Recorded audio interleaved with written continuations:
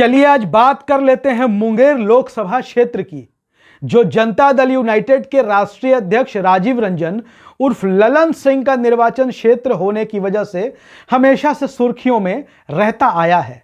2009 में भी ये सुर्खियों में था, 2009 के लोकसभा चुनाव में, 2014 के लोकसभा चुनाव में भी ये क्षेत्र सुर्खियों में रहा, 2019 के लोकसभा चुनाव में भी ये क्षेत्र सुर्खियों में रहा और अब 2024 के लोकसभा चुनाव आने वाले हैं। जनता दल यूनाइटेड के राष्ट्रीय अध्यक्ष राजीव रंजन उर्फ ललन सिंह यहीं से चुनाव लड़ेंगे, ये तय है।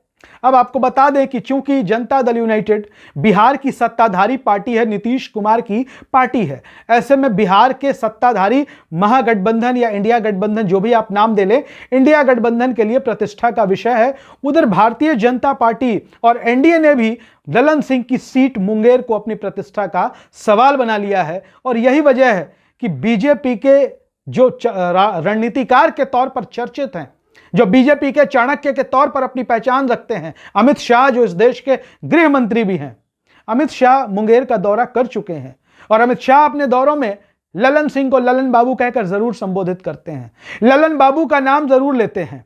अब चूंकि सीट राष्ट्रीय अध्यक्ष की है, लिहाजा जनता दल यूनाइटेड किसी भी हाल में इस सीट को खोना नहीं चाहता है और भारतीय जनता पार्टी ललन सिंह की ही सीट होने की वजह से हर हाल में इस सीट को जीतना चाहती है।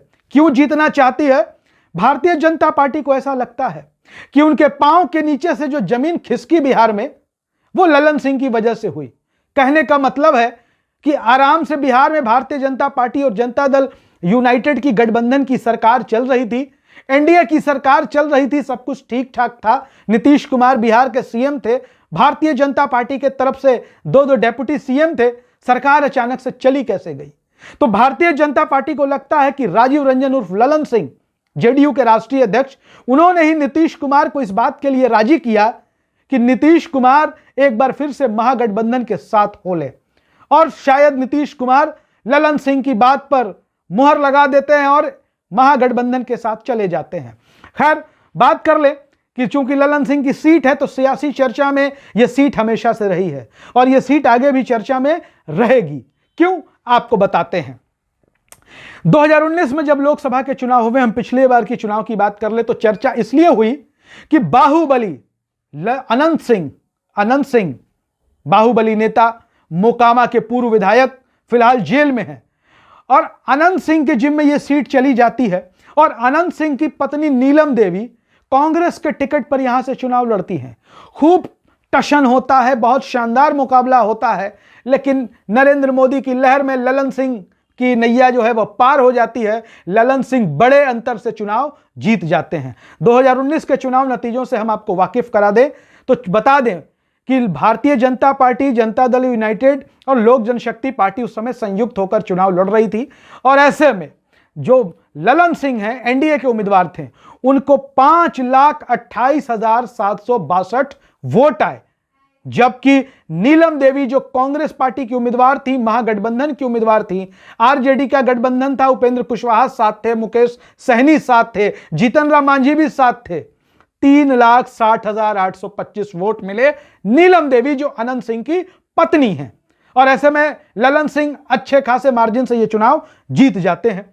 अब आपको बताते हैं कि विधानसभा क्षेत्र इसमें कितने आते हैं, लेकिन उसके पहले आपको बता दें कि 2009 के लोकसभा के चुनाव में ललन सिंह इस सीट से जीते थे।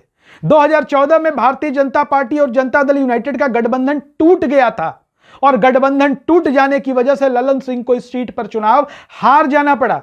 लोक जनशक्ति पार्टी की ओर से वीणा सिंह यहां से उम्मीदवार थी, वीणा देवी ने ललन सिंह को यहां चुनाव हरवा दिया, लेकिन फिर 2019 में भाजपा जदयू एक साथ हो जाते हैं तो ललन सिंह के खाते में यह सीट फिर से चली जाती है और ललन सिंह मोदी लहर में पार हो जाते हैं, चुनाव जीत जाते हैं और वीणा देवी को वैशाली सीट ट्रांसफर कर दिया जाता है जो लोक जनशक्ति पार्टी की उम्मीदवार थी। लोक जनशक्ति पार्टी की उम्मीदवार वीणा देवी ने ही 2014 में ललन सिंह को हरवाया था। अब स्थिति क्या है, 2024 में कौन होगा ललन सिंह के सामने, उसके पहले आपको बता दें कि मुंगेर लोकसभा क्षेत्र के तहत 6 विधानसभा क्षेत्र आते हैं। मुंगेर विधानसभा क्षेत्र, मोकामा विधानसभा क्षेत्र, बाढ़ विधानसभा क्षेत्र, सूर्यगढ़ा विधानसभा क्षेत्र, लखीसराय विधानसभा क्षेत्र और जमालपुर विधानसभा क्षेत्र। और जातीय समीकरण की बात कर ले तो भूमिहार, यादव, राजपूत, धानुक, कुर्मी, कुशवाहा, वैश्य, अति पिछड़ा समाज, ये तमाम वोट यहां बड़े निर्णायक होते हैं। मुस्लिम वोट भी यहां अच्छी खासी संख्या में है। और ललन सिंह के बारे में बात कर ले तो ललन सिंह खुद भूमिहार समाज से आते हैं। भूमिहार समाज को आज की तारीख में एनडीए का वोटर समझा जाता है, लेकिन ललन सिंह के होने की वजह से भूमिहार समाज का झुकाव, रुझान जनता दल यूनाइटेड की ओर होगा, यह भी माना जा रहा है।